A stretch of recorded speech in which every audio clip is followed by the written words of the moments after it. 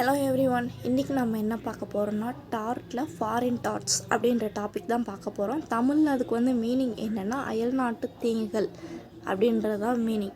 ஒரு நாட்டுடைய குடிமகன் அயல்நாட்டில் இழைக்கிற தீங்குக்கு பேர் தான் அயல்நாட்டு தீங்குகள் அப்படின்ட்டு சொல்லுவோம். வெளிநாட்டில் ஏற்பட்ட தீங்குக்கு வாசரம் நம்மளால் உள்நாட்டு நீதிமன்றத்தில் கேஸ் ஃபைல் பண்ண முடியுமா அப்படின்றது ஒரு இன்ட்ரெஸ்டிங்கான டாபிக். இது வாங்க வீடியோக்குள்ளே போகலாம்.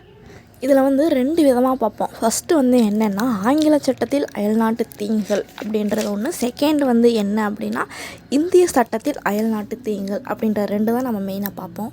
ஆங்கில சட்டத்தில் அயல்நாட்டு தீங்குகள் அப்படின்றதில் என்ன சொல்கிறாங்க அப்படின்னா, ஒரு குறிப்பிட்ட சூழ்நிலையில் பார்த்தோம்னா வெளிநாட்டில் ஏற்பட்ட தீங்குக்காக நம்மளால் இங்கிலாந்து நீதிமன்றத்தில் கேஸ் ஃபைல் பண்ணி இழப்பீடு பெற முடியும். ஆனால் பார்த்தோம்னா வெளிநாட்டில் ஏற்பட்ட அத்துமீறல் தீங்குக்காக நம்மளால் இங்கிலாந்து நீதிமன்றத்தில் கேஸ் ஃபைல் பண்ண முடியாதுன்னும், அதே மாதிரி அயல்நாட்டில் ஏற்பட்ட நிலங்களுக்கு எதிராக இழைக்கப்பட்ட தீங்குக்காக நம்மளால் இங்கிலாந்து நீதிமன்றத்தில் கேஸ் ஃபைல் பண்ண முடியாதுன்னு சொல்கிறாங்க.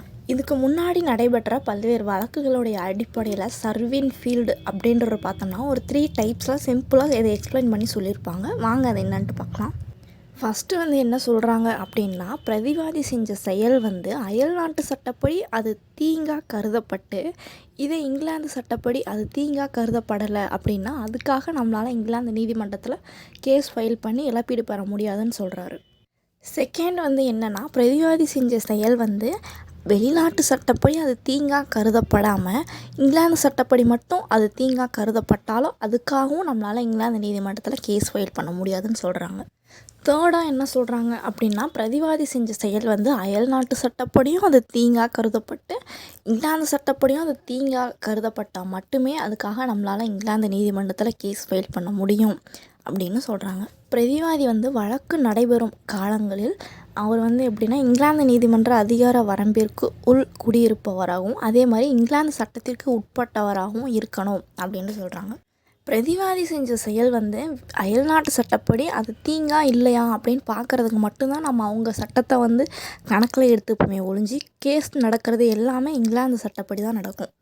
அப்படின்றத Copeland versus Arabian Gulf Petroleum and co அப்படின்ற கேஸில் சொல்லியிருக்காங்க. செகண்டாக என்ன பார்க்க போகிறோன்னா இந்திய சட்டத்தில் அயல்நாட்டு தீங்குகள், இதை பற்றி தான் பார்க்க போகிறோம். பொதுவாகவே இந்திய நாட்டுடைய நீதி நிர்வாக முறை இங்கிலாந்து நாட்டுடைய நீதி நிர்வாக முறையை அடியொற்றியது அப்படின்னு சொல்கிறாங்க. ஸோ இங்கே நம்ம ஆல்ரெடி பார்த்தோம் இல்லையா, அது எல்லாமே இங்கேயும் சேம், இங்கேயும் அதே தான் அப்ளை ஆகும் அப்படின்னு சொல்கிறாங்க. என்னென்னா அயல்நாட்டில் ஏற்பட்ட தீங்குக்காக நம்மளால் இந்திய நீதிமன்றத்தில் வழக்கிட முடியும். அதே மாதிரி அயல்நாட்டில் ஏற்பட்ட அத்துமீறல் தீங்குக்காக நம்மளால் இந்திய நீதிமன்றத்தில் வழக்கிட முடியாது. அதே மாதிரி அயல்நாட்டு நிலங்களுக்கு எதிராக ஏற்பட்ட இழப்புக்காக நம்மளால் இந்திய நீதிமன்றத்தில் வழக்கிட முடியாதுன்னு சொல்கிறாங்க. இந்திய நீதிமன்றத்தில் கேஸ் ஃபைல் பண்ணி இழப்பீடு பெறணும் அப்படின்னா அதுக்காக 2 நிபந்தனையை பூர்த்தி செஞ்சுருக்கணும் அப்படின்னு சொல்கிறாங்க. ஃபஸ்ட்டு என்னென்னா பிரதிவாதி செஞ்ச செயல் அது செய்யப்பட்ட அயல்நாட்டு சட்டப்படி அது தீங்காக கருதப்பட்டிருக்கணும் அப்படின்னு சொல்கிறாங்க. செகண்ட் என்ன சொல்கிறாங்க அப்படின்னா அந்த தீங்குக்காக நம்மளால் இந்திய நீதிமன்றத்தில் கேஸ் ஃபைல் பண்ணி இழப்பீடு பெறக்கூடிய ஒரு தீங்காக இருக்கணும் அப்படின்னு சொல்கிறாங்க.